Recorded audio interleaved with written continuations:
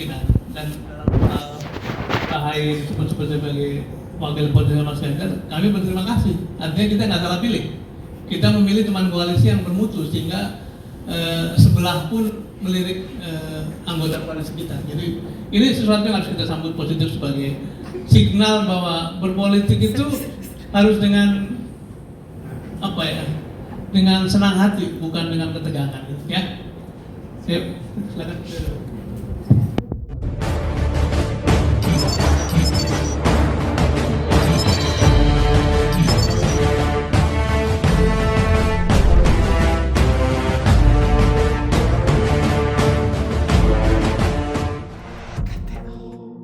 Menambah sedikit dari yang diuraikan Pak Sudirman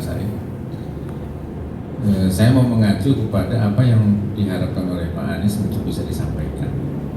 Jadi kalau boleh saya mau kasih garis bawah yang tebal itu, Pak Anies ingin disampaikan bahwa dia di dalam rasa prihatin yang dalam yang tambah dari saya mengungkapkan ketika bercerita, tidak ada kedalaman yang beliau itu prihatin sekali mengapa pemilu kita ini untuk kali ini mungkin dia seperti mengalami pendangkalan sehingga apa yang jadi hak rakyat untuk menentukan kehendaknya itu seperti dibatasi. Itu yang poin ya, itu tentu ada penilaian ya, dibatasi atau tidak itu bisa tapi minta dielaborasikan itu. Nah, itu ya. Jadi buat Pak Anies itu dia merasa, dan tentu hasil dialog dengan banyak kalangan itu dia merasa pertandingannya khusus untuk dia ini udah dimulai sejak 5 tahun yang lalu. Sejak 5 tahun yang lalu udah dimulai. Jadi Pak Anies ini sebenarnya kepingin problem-problem yang ada di masyarakat itu terungkap. Kesulitan ya, ini alhamdulillah tidak mengalami ketidakpastian hidup. Besok anak sekolah di mana? Besok kalau sakit tambah kaya atau tambah miskin gara-gara sakitnya? Ya. Besok pekerjaan bagaimana? Upah ke depan naik atau tidak? Rumah kontrakan habis mau kontrak di mana? Ya. Dan seterusnya. Itu ketidakpastian yang kalau kita bicara di dalam kerangka negara tentu mas itu kan bukan problem pribadi. Itu problem negara. Orang nggak bisa kerja itu bukan masalah pribadi orang itu, masalahnya negara. Negara bisa menyediakan lapangan kerja tidak, kan gitu ya. Nah dalam rasa prihatin itu sebenarnya kan mengharapkan pemilu ini dia jadi pintu untuk solusi, bukan pintu untuk rebutan jabatan. Ya, bukan pintu untuk rebutan jabatan. Nah celakanya itu kayaknya seperti itu. Jadi kalau kita bicara survei tadi itu, survei kita ya sangat senang. Pak Anies kan seorang saintis juga kan, dia pasti menghargai dan menerima itu. Terutama kalau dia bisa baca keseluruhan ya, keseluruhan dari si survei itu, baik pertanyaannya, cara kerjanya dan seterusnya itu akan baik ya.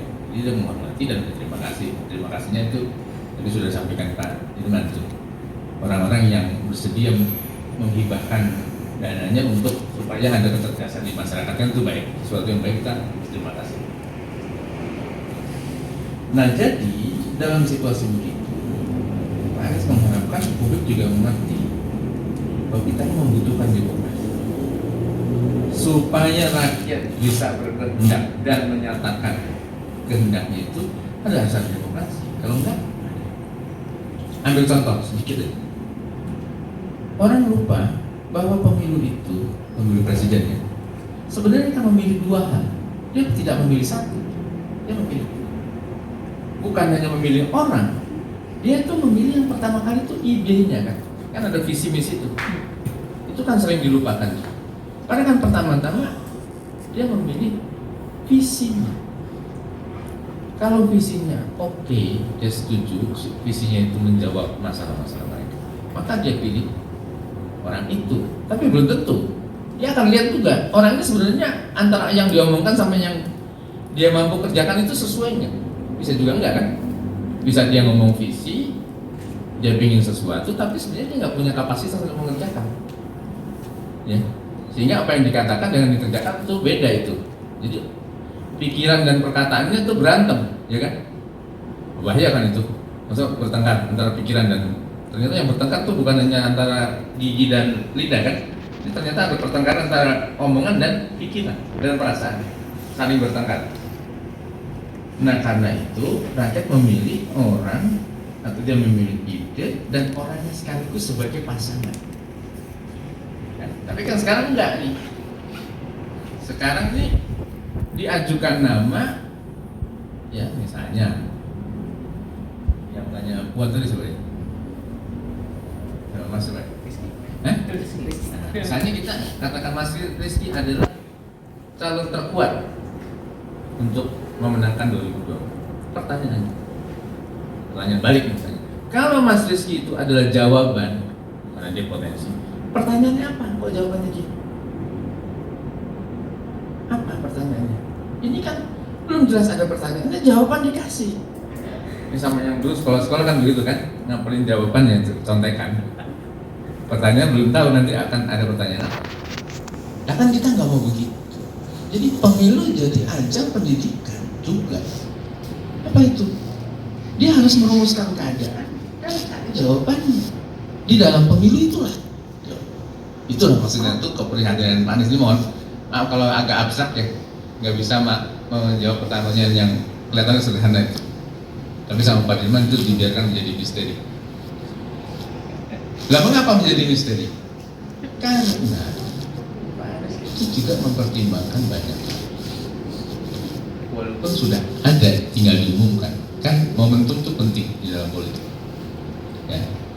Jadi dia pertimbangkan, mungkin dia pertimbangkan keadaan berakhir ini bagaimana, makan depan, keadaan politik, mungkin keadaan geopolitik dan sebagainya.